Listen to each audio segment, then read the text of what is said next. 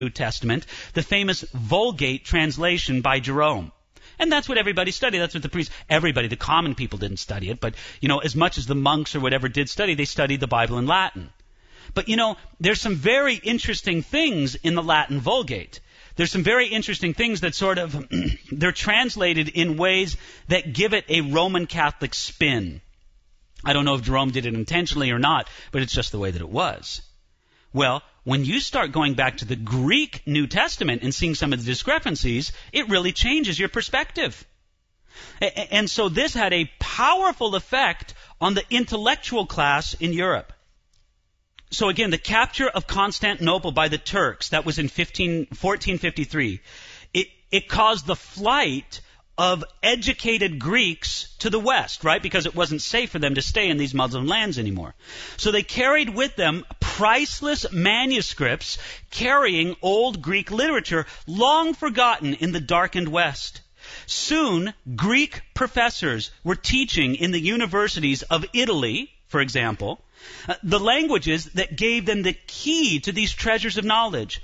And from there to, for example, Oxford in England, the study of Greek spread rapidly. So this rediscovery of the ancient languages with the ancient learning, this whole amazing educational renaissance had a huge impact upon the Reformation. You see, one of the ideas of the Renaissance was the Latin phrase ad fontes, which means to the source, right? Go to the source. Now, when you translate that thinking over to Christianity, what do you say? You say, back to the New Testament, right? To the source.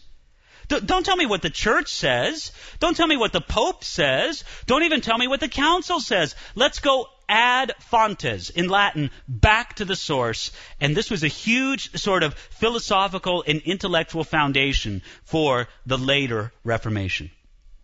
Okay, number 4, a huge factor was the invention of the modern printing press and the resulting media explosion. You mean, at this time of the invention of the printing press, it provided the means by which this new knowledge that was sort of exploding throughout Europe through the Renaissance, the printing press made it possible for this knowledge to be disseminated. The first printing press was invented by Gutenberg. He developed the whole idea of movable metal type in the year 1445. Again, that's only about 60 years, 70 years before Martin Luther did his thing with the 95 Theses. 1445 at the city of Mainz. By the way, where I live in Germany, it's not very far from Mainz, and they have a wonderful Gutenberg museum there that I haven't yet visited, but I hear it's really spectacular, and I really have that on my list to make a visit of that sometime. Well, anyway, Gutenberg kept the technique a very closely guarded secret for, something like about 20 years, not quite 20 years. But then the city was attacked, it was plundered, and the printers were dispersed. Of Mainz. The printers of Mainz were dispersed all over Europe. Within 20 years after that, the invention of printing with movable type had spread everywhere throughout Europe. By the time Luther was born in 1483, printing was well established throughout Europe. And again, this media explosion, the Reformation would not have been able to carry its ideas nearly as widely, nearly as popularly, without the media explosion prompted by the printing press. We think of a media explosion of our own day with the internet, right? I would say that the invention of the printing press was a more dramatic and more influential phenomenon than the creation of the internet. At least as far as media goes. Because it did something that just didn't exist before. I'm not trying to put down the internet or put down its significance, but I think if I had to compare the two, I would say the invention of the printing press was even more significant. Fifthly, there was the discovery of the New World. The discovery of America by Columbus in 1492, and the discovery of the solar system by Copernicus in 1514, also gave great enlargement to men's minds and activities.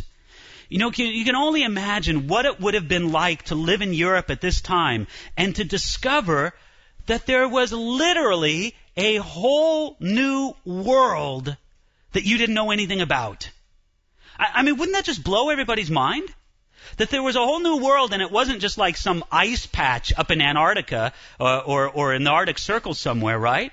That there was actually a whole new part of the globe that was great, that nobody had ever experienced. This expanded people's minds tremendously. You know, one example of this is, Spain in this whole period of exploration with their great explorers and, including, although the Italian tie was there, but talking about Columbus being sort of in that line of great explorers. Spain had as its motto, they would engrave it on coins and official seals. The motto, and I don't remember the exact words in Latin. I think it's ne plus ultra, which means basically nothing beyond. And their idea was Spain's the ultimate, right? There's nothing beyond us. We're the top dogs. There's nothing beyond. But then Columbus discovered the New World, and this whole thing opened up. So what did they do? They changed the motto from ne plus ultra to plus ultra, which basically means more beyond. Because they realized their whole worldview had changed. You can imagine how it would just expand people's minds to discover that there were things about the world that they never knew before. And then finally, the sixth and another very important factor in this, of course, was the spread of biblical knowledge.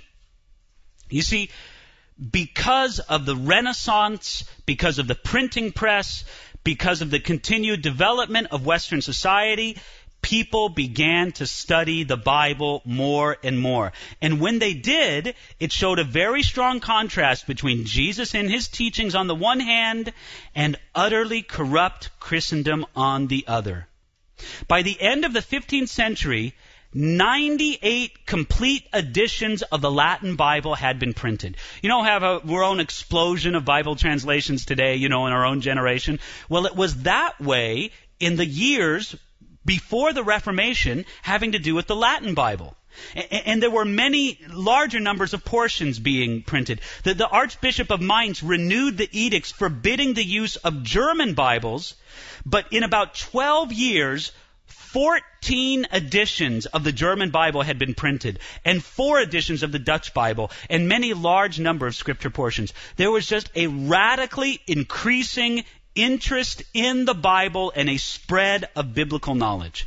Now, part of this was the growth and the influence of a group called the Brethren of the Common Life. Again, sort of like the Valdenses, except not as radical as them. But sort of like the Valdenses, they were basically a non-monastic revival movement that stressed the individual's personal commitment to God and their own life experienced with Him. They successfully established a network of schools throughout the Netherlands and northwest Germany in the 15th and early 16th century. They were started by a man named Gerhard Groote, a Dutchman, who expressed the principle of his teaching when he wrote this. He said, "The root and study and the mirror of life must be in the first instance the gospel of Jesus Christ." He thought that learning without godliness was more of a curse than a blessing. And so his teaching was excellent. Notable students of the Brethren of the Common Life were Thomas à Kempis, who afterwards wrote the book Imitation of Christ, and then a guy we're going to talk about later on tonight, Erasmus. In these sort of schools that they set up all over, again, to educate not just monks but more common people, they taught Latin and some Greek, and they taught the children to sing simple gospel songs. And adult classes were also carried on in which the gospels were read in the local language. So what I want you to see is that from this period of there being very, very little of biblical knowledge in the Middle Ages, that began to change in the last couple hundred years, I should say, before the Reformation. And this was an important foundation for this work that would follow.